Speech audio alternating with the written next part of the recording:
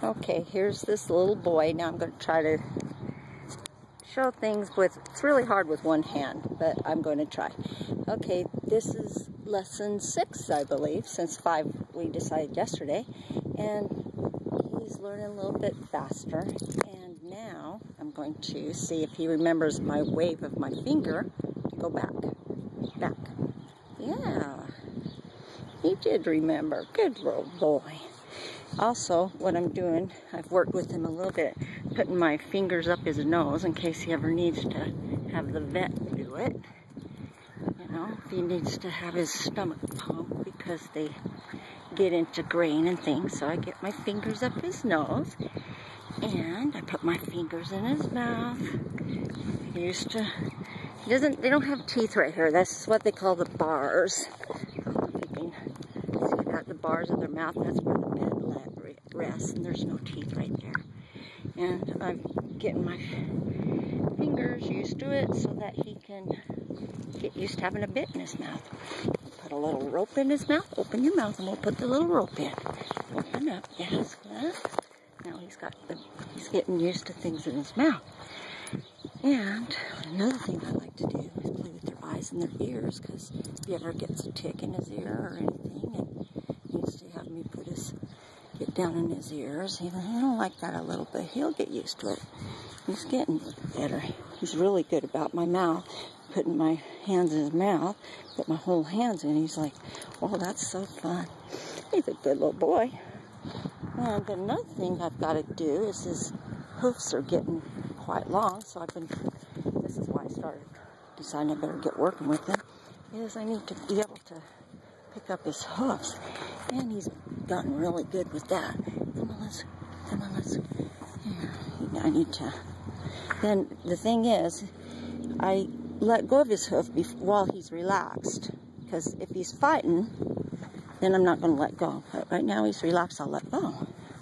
So that's a good thing. And let's try this foot. Let's see, go up here. Yeah. See, I need to trim all that off. I'm going to trim all that off because it's gotten too long because he's not in the rocks. But see, he's kind of jerking around.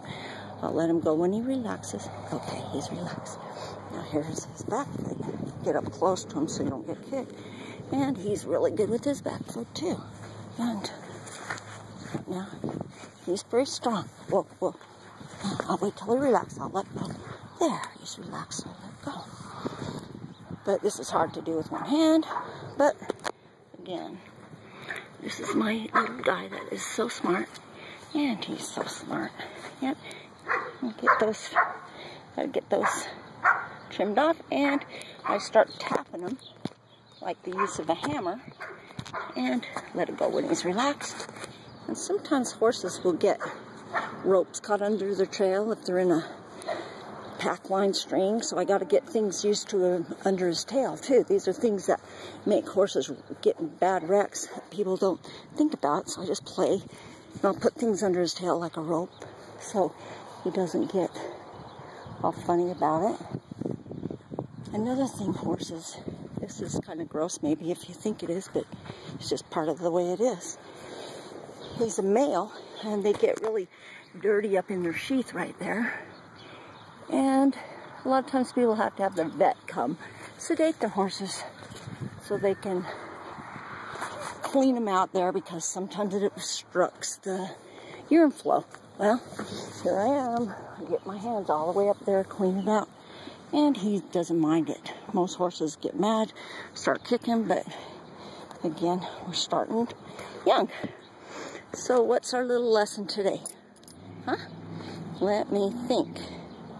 Well, we want to get pressure, get you used to having things swung over your head like a rope, or swinging a rope off. I don't want you all worried, getting all bothered. I like to get things wrapped around his feet like this. Pretty soon I want him to give to all pressure, like I can be able to lead him with just anywhere, like right here. I want him to be able to lead him with the rope. Come on, there we go. Okay. Come on. Now, not many people can do this with their horse that's 10, 15 years old. But it's all in just talking horse language, I guess is the word. And he's still a little skittish. Up until about 4 years old, they really can be unpredictable. But the more you get used to, the better it is. I'll put tires and plastic in here to blow in the wind. He's a good little boy, but I can't do a very good job with just one hand, so I'm going to put it down and get on with the lesson. Don't even know what we're going to do yet. He's so smart. Let's see. One thing I'm amazed at is how he gets those hind ends to go back when I tell him. See that? That's awesome. I don't know if I caught that. But here. Go. Get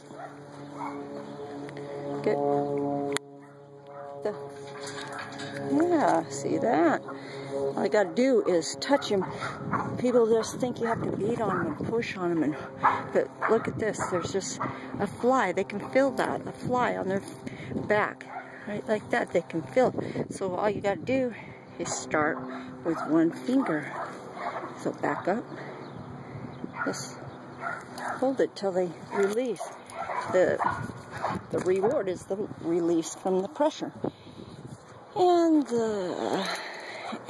the softer you can start out your pressure, the softer your horse will be and the less work you have to do. You just go, put your head down. You just do it with one finger. You can open up the bridle and then put their head right in it. And I'll even teach you how to open and shut your gate. That's not always a good thing. But if it's latched, I don't want you to. Sometimes they get them when they're unlatched, but sometimes they can unlatch them, but we'll make it so good. Now watch this little guy. He's going to follow me everywhere I go. See him? Oh, good. Now my granddaughter and her little friend have showed up. And here they come. Kayla over there is on her horse. And here comes my granddaughter and her friend to ride horses. Anyway, it's been a fun day.